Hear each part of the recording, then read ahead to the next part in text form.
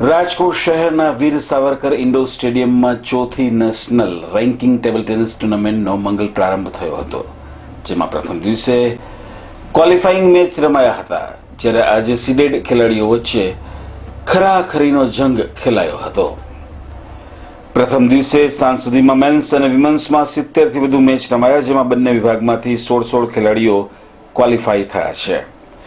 પ્રથમ દિવસે ટુર્નામેન્ટના વિધિવત ઉદઘાટનમાં કર્ણાટકના મહામહિમ રાજ્યપાલ શ્રી વજુભાઈ વાળા ઉપરાંત ક્રિકેટર શ્રી ચેતેશ્વર પૂજારાની ઉપસ્થિતિ ખેલાડીઓ માટે પ્રોત્સાહક રૂપ નીવડી હતી. અહેવાલ દીપક રાઠોડ.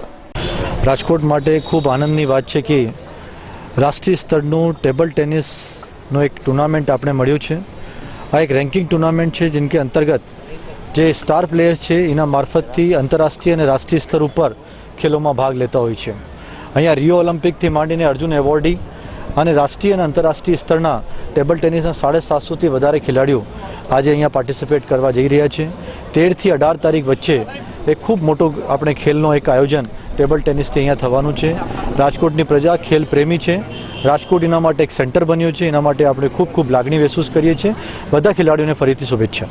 રાજકોટના આંગણે સમસ્ત હિન્દુસ્તાનમાંથી પધારેલા ટેબલ ટેનિસના ખેલાડીઓ એને હું ખૂબ ખૂબ આવકાર આપું છું અને સાથોસાથ ખૂબ ખૂબ ધન્યવાદ પણ આપું છું. રાજકોટ હંમેશા સ્પોર્ટ્સની પ્રવૃત્તિને ઉત્સાહિત કરનાર એક આગવું શહેર રહેલ છે. ભૂતકાળમાં સૌરાષ્ટ્રની અંદર 202 રજવાડા એટલે રાજાઓ હતા અને લગભગ તમામ રાજાઓ કોઈને કોઈ સ્પોર્ટ્સ એક્ટિવિટીને એ ઉત્તેજન આપતા હતા.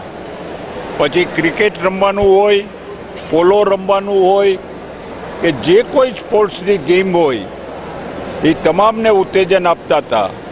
સામાન્ય રીતે કોઈ પણ યંગસ્ટર હોય એને પોતાનું પરફોર્મન્સ બતાવવા માટે થઈને કાંઈક ઓપોર્ચ્યુનિટી મળે તો પોતાનું પરફોર્મન્સ બતાવી શકે. અને સ્પોર્ટ્સ એવું ક્ષેત્ર છે કે વ્યક્તિમાં રહેલી જે તે વિષયની કુશળતા એ પોતે બતાવી શકે છે.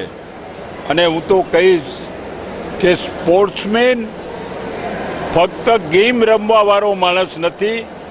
જે માણસ સ્પોર્ટ્સ રમે છે એ માણસની અંદર એને હું સ્પોર્ટ્સમાં ગેમમાં જીતું એ જીતવા માટેની એની જીજીવિષા હોય છે. અને જીતવા માટેની વૃત્તિ એ માણસની અંદર એને હિંમતવાન બનાવે છે. અને એકવાર માણસ હિંમતવાન બને તો એ માણસ તાકાતવાન બને છે, એ માણસ શક્તિશાળી બને છે. શક્તિશાળી, તાકાતવાન અને હિંમતવાન માણસ એ જિંદગીની અંદર સમસ્ત જિંદગી મર્દાનગીથી જીવી શકે છે. માણસને મરદ બનાવવાનું કોઈ મેન્યુફેક્ચરિંગ માટેની ફેક્ટરી હોય તો એ સ્પોર્ટ્સ એ માણસને મરદ બનાવવા માટેની આ મોટામાં મોટી ફેક્ટરી છે.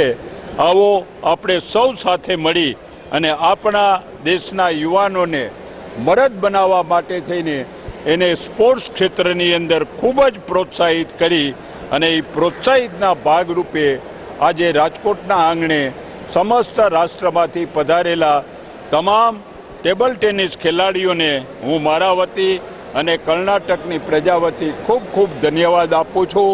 સાથોસાથ આ બધા ખેલાડીઓ પોતાની જિંદગીની અંદર મર્દાનગીથી જીવન વ્યતીત કરે અને સ્પોર્ટ્સ ક્ષેત્રે રાષ્ટ્રનું નામ રોશન કરે એવી હું મારી શુભેચ્છા પાઠવું છું. ધન્યવાદ. આભાર.